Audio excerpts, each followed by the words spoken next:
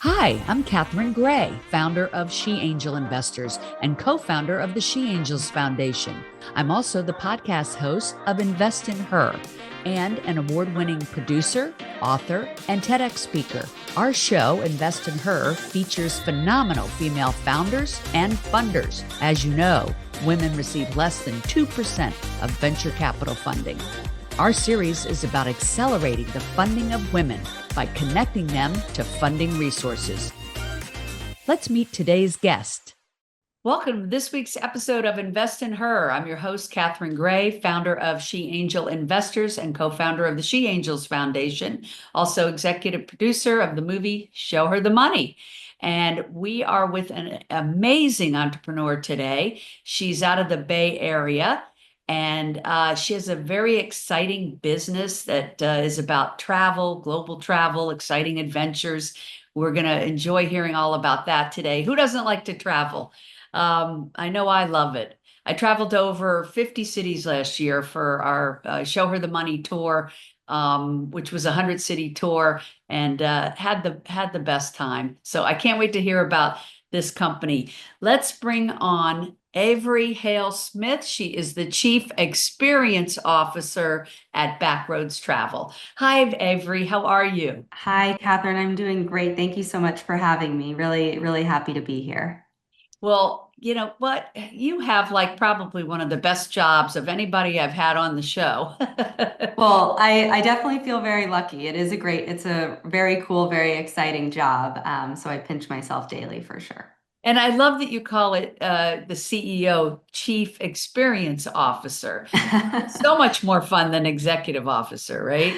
Well, yeah, and I mean, I work very closely with my dad, who founded Backroads, who is the president, founder, CEO, and work very closely alongside him and our COO, focused on experience and a lot of other things. Yeah, I read that. Your father, Tom Hale, started this. And, one of the things I love and want this to be a focus of today's show is that, a couple of decades ago, men never left their daughters their businesses, like never brought them in as partners. And I'm seeing more and more of this today. And so I love that. I love that dad brought you in as a partner, as his daughter. But just a couple decades ago, men did not leave their businesses or even introduce their daughters to their businesses. This is something like of today. You're aware of this, right? Absolutely. Yeah, no, it's a very modern dynamic. And it's interesting when we first decided that I was going to join Backroads, we worked with a family business consultant who was helping to just helping us to navigate that transition and the father-daughter relationship and the employee-boss relationship. And she actually talked a lot about that, how there are gender dynamics at play, and that fathers working with daughters is something that didn't happen as frequently, well, not decades, maybe centuries ago, but feel very lucky. And I know my dad and I were equally enthusiastic about this transition and working together. So we feel really Yeah. grateful. I mean, all the time now you see these guys wearing their ball caps, girl dad, it's Right. really a great thing these days to be a girl dad. It It's is. crazy in this political climate where, I think they're trying to push women back and out of the business arena, but the strong dynamic that's going to overcome that, I Absolutely. believe, is that no, there's already a momentum here of girl dads that are Completely. wanting their daughters to come into their businesses. So I love talking about that today. So That's how is great. that working with your dad? It's really great. I mean, we have our moments for sure, but we've now worked together, let's see, over 4 years. And so I think, in the beginning, we were very much in the midst of the pandemic during COVID. And so that added a whole host of additional challenges that we had to navigate. Yeah. And I think now that we've emerged from that period and business is booming and we've been very successful these past few years, I think that has given us a little bit more breathing room to have a really successful working relationship. And don't get me wrong, it's always been a positive one, but we've had bumps and challenges like anyone would. But I really feel nothing but, support support and genuine love from my dad, which is I feel very lucky for. And I can tell that, he wants me to succeed. So he's always, cheering me on and great to work with. And I learn so much from him on a daily basis. I just love a dad who has so much respect for his daughter that he would bring her into his business. And that right there is such a wonderful change in our culture. And we really need to celebrate that, right? Well, I agree. And I see, you did travel a lot as a kid, and probably didn't necessarily think you would go into the business, but after all that travel, it kind of sounds like you were like, what? Why wouldn't I want to go into this business, right? I mean, that seems to be your passion. It is, yeah, it's absolutely a passion of mine. And I, as you mentioned, was very fortunate growing up to be able to be exposed to so many new places and travels and adventures through Backroads and having my dad found this amazing company. And so I think when I was younger, I definitely didn't appreciate it to the extent that I do now. And have that perspective. But it was always a huge part of my life growing up. And then, upon graduating from college, I sort of started my own career and I was living in Washington, D.C. and worked at a couple of different companies and really loved, all of the jobs that I had. I was mostly involved in sales and marketing as well as customer success. But when the pandemic happened, I was actually working in education technology, which during the pandemic was booming because everyone needed online learning solutions. Right. And at the same time, I was witnessing what Backroads was going through and what the travel industry was going through. And it was really, really challenging. And I think I was just sort of sitting there in my apartment in DC, like, what am I doing and why am I not helping or contributing? I felt, I think, a sense of duty or guilt that nobody else put on me, but I definitely felt it. And so, I didn't just quit my job then and there and move to Backroads, but we had some really intentional conversations about it. And the whole process probably took close to 9 months of me, making that decision and moving across the country and starting this new job at Backroads. But I feel so fortunate to work in the travel industry and be able to experience all of these amazing places in an active way. I mean, our trips are incredible, and I love who I work with. Well, and sometimes we need that downtime to even determine what it is we want to be doing. And I think the pandemic was game changing for a lot of people. It gave us all a lot of time to think about our It lives was. and our passions and what we really wanted to be doing. I think it was game changing for a lot of people. And add to it, here you were doing marketing and things for another company, learning and then probably taking Absolutely. that what you learned over to your business. So, I always say everything happens for a reason, right? It's so And true. it says you like traveled to India and places that were really life-changing for you.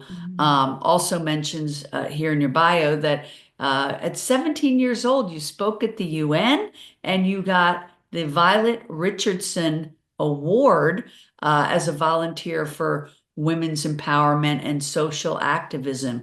Tell me a little bit about that experience. I recently was Sure. at the UN for an event, got to speak, and it's such a amazing experience, isn't it? So tell It, us about it yours. really is. Yeah, absolutely. So, I mean, it feels like a lifetime ago now, but when I was, I think I was in the eighth grade, maybe 12 years old, I founded this nonprofit organization that I called Step by Step, where I donated new and gently used shoes to impoverished children in a bunch of Amazing. different countries. And I did that throughout high school and beyond a little bit as well. And so, after a few years of doing that, I was invited to speak at the UN, as you mentioned, just about that work and that experience. And so, um, I guess, I take zero credit for any of the founding of Backroads. That's really my dad. And you introduced me as an entrepreneur, which I don't actually even think of myself that way, but I guess this was sort of my foray into that and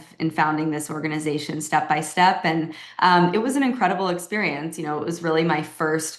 I don't know if you could call it a job, but I tried to treat it like a job at, 12 and 13 years old. And really eye-opening to travel to some of these countries where we were donating shoes and meeting with the And villagers. what was your the beginnings of your idea to do this? So at that young age, you were traveling to India and saw the issue and wanted to help. Well, not quite. So the experience in India was while I was in college. I went with one of my communications professors to India to study globalization and sustainability, which was a whole other eye-opening experience for me.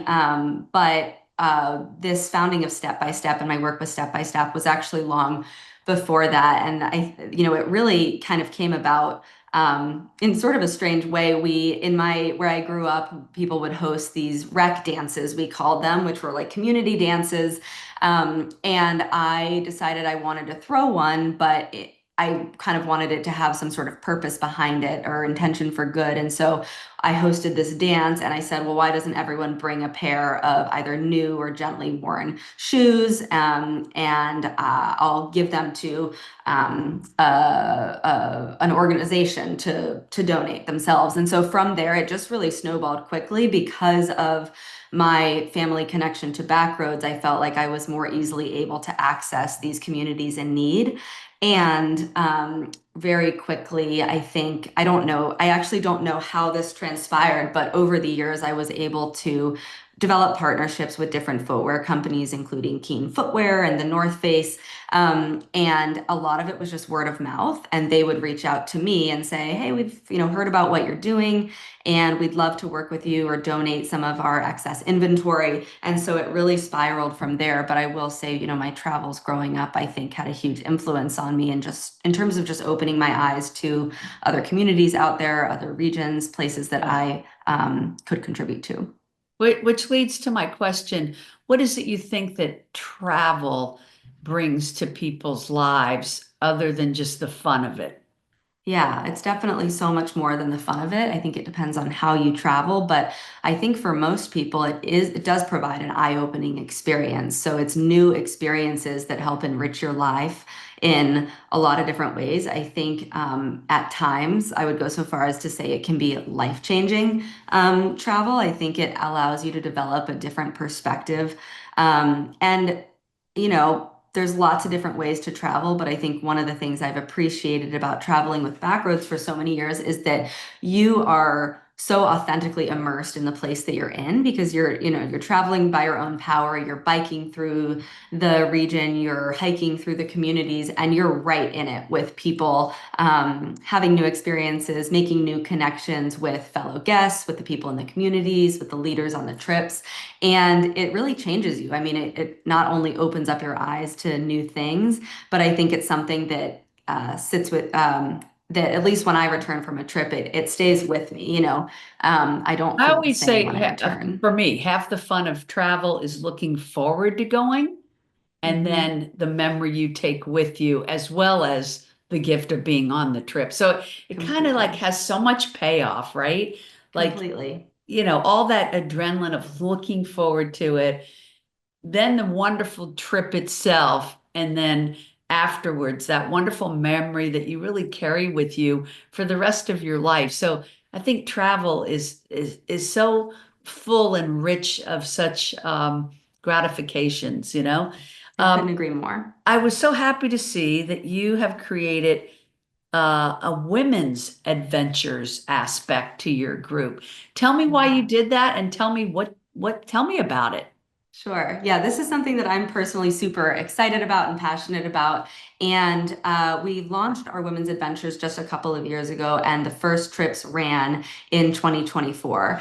And the reason why we launched Women's Adventures is because we saw that from our guests, we were hearing that women wanted to travel together. They were interested in new experiences, whether it was solo travelers, moms and daughters going together, friends who hadn't gotten together in a long time. And it didn't really feel like there were that many companies out there doing this sort of thing at scale. And we knew we had the ability to do that. And I will say, when we first launched them, we didn't really know how they were going to do. We saw that there was some demand out there, but I think all of us, myself especially, I was very pleasantly surprised to see how the demand just came pouring in. And we have seen really, I mean, our quality scores across the board for our trips are very high, but for women's adventures in particular, they've really been especially high, which has been great to see. And I think there's something special about getting a group of women together who have a lot of shared interests, but all different backgrounds and diverse stories and upbringings and paths to getting on these trips, but connecting with one another in a really great and authentic way has been incredible to see. I think it's great you're doing that. I imagine that my listeners are going to wonder, what are these trips? So they might be interested. Like, tell us about a couple of these women's Sure. adventures.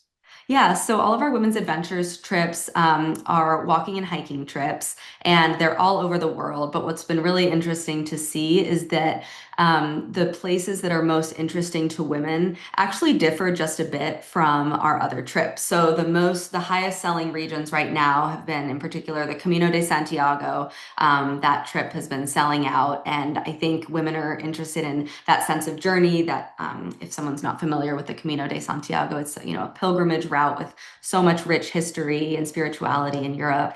Other places like Sedona, we just added new trips in Morocco and Bhutan and Nepal. And so these far-flung destinations that women are so interested in going to, but are a little bit more intimidating to travel to or navigate on your own. But you don't have to be an athlete to do these trips. These trips are really intended for anyone who's just looking to get outdoors and move your body, whether you are, you complete Ironman or you like to do a Pilates class every once in a while. We really have a huge range of, I would say, athletic ability on these trips, and our trips are structured so that we can support everyone. And price point, you have like trips, I imagine, ranging from, you know, very Yeah, affordable to more extravagant. Yeah, the way we categorize our trips is really based on the hotel type and the length of time. So we have our casual trips as well as our premier trips. And I would say they range anywhere from, for our women's adventures trips, on the low end, just under $4,000 to, I would say the midpoint is usually around $5,000 to $6,000 and can get as high as, 8,000, 9,000, depending on where you're going. Right. Okay, great. Well, thanks for sharing that. I love that you're doing women's adventures. I think you're right. A lot of women like to get together and go with other women, and there's something relaxing and, you know, special about when you get all group of women together. So I think it was great foresight for you to see there was a demand for that. And I think also as women are coming into this big transfer of wealth, they're also looking for things to do like travel. It's true. So yeah, right place, Absolutely. right time. Um, and most of all, I love talking today about the fact that, you're stepping into your dad's business and just really loving that girl dads are getting behind their daughters after all of these decades. Really, honestly, Avery, I'd say only a decade or two ago, men were not leaving their businesses Yeah. to their daughters, not even offering for them to join. I've heard that from so many women, especially older women, that they Yeah, didn't have that opportunity. So it's it's nice to see true. this shift, that you're part of that generational shift. And love that you're taking over. And obviously, you bring a lot of great ideas to the company, like the women's adventures. Dad might not have thought of that one. No, no, I mean, I will say he's been the most integral in, every new segment that we launch, and he's always been super open-minded and eager to, get into these new markets. And I think I learn a lot from him in that regard. But to your point, absolutely feel so lucky that I have the opportunity to get involved in a business like this, especially with it being a family business. And I think one of the unique things about Backroads is that, for decades, we have had, a majority of our leadership team are women. So on our executive team, in all different roles, we have women leaders who have been at the company for decades and bring so much expertise and leadership to our team and to the company. And I learn a huge amount from them, and I'm very inspired by them and feel very grateful and passionate about working at a company that has so many incredible female leaders. That's great. I love hearing that too. And, they say a dual gender run company is always the most successful because, Mhm. let's face it, men and women have different strengths and different ways of looking at things. And when you put them together, are stronger together. That's So true. I love that. So I just want to close with asking a couple of things. One is I see a poster of Croatia behind you. I want to Yes. know what's your favorite destinations? Great question. Um, it changes constantly, but I think the most incredible trip that I've ever done with Backroads in my adult life is our active safari to South Africa and Botswana. That was an incredible trip, and I think so many things about it were inspiring and awe-inspiring to me, but I really love the fact that you could do so many different things on that trip, and it wasn't just the safari aspect. It was, biking along the Cape and exploring the winelands and so many diverse landscapes and experiences all in one trip and a real sense of journey. And we got to, bike on the game reserves and literally bike next to giraffes grazing, which was an incredible experience that I've, That sounds so don't think I'll cool. ever be able to Yeah. top. So that was really amazing. And I love a lot of the different kind of mountainous and alpine regions in Europe, especially. I loved our Bavarian Alps trip. That one was really special. Yeah, it's so funny you mentioned Africa because I have a woman that actually is one of the associate producers on our film called Show Her the Money. And she just opened a beautiful, like climate friendly, lodge in Wow, South Africa. So I'll have to connect you all. that's Uh, incredible. Amazing woman. She actually is the woman that started the a company called On Canvas, which is like the Uh-huh. glamping. Yeah, She yeah, like yeah. Under literally Canvas, we started work with them very closely. Oh, you know them? Yeah, yeah, yeah, Oh, yeah, very well. oh my gosh, I love that. Hmm. And I was asking her the other day, and she just fell in love with Africa. That's where they live now, and they're building out their That is lodges amazing. there. And yeah, Wow. I could see some synergy there. For sure. Yeah, that's really, really great to hear. Yeah, Sarah Dusek, she's amazing. Okay. Thank you so much for being on and sharing. I love talking about travel because I love it myself. That's Like lovely. I said, I went to about 50 cities last year around the world with our film. Oh my And gosh. yeah, so fun meeting people from different cultures. And Yeah. so, yeah, would love people to reach out to Backroads and see what might be a good fit for them, especially since the chief experience officer is a woman, and we're all about trying to support other women's businesses. So thanks for being on. What's the best way to reach you, Avery? Backroads.com is our website. We're on social at Backroads Travel. But Catherine, I just really appreciate you having me on and having this conversation. And it sounds like we have a shared love for travel, a shared passion for travel. But it's great. It's really great speaking with you. Thank you. And can they reach you on LinkedIn? Absolutely. Yep. Avery Hale Smith on LinkedIn. Fantastic. So, everybody, you can reach Avery on LinkedIn. You can reach me as well, Catherine Gray, Catherine with a C, Gray with an A, on LinkedIn, and also visit our websites, which are She Angel Investors, and of course, our movie site, showherthemoneymovie.com. And be sure to visit backroads.com to plan your next trip. Thanks for tuning in, everybody. We appreciate you taking the time. Avery, thanks for being a great guest. Thank you so much, Catherine. Have a great week, everybody.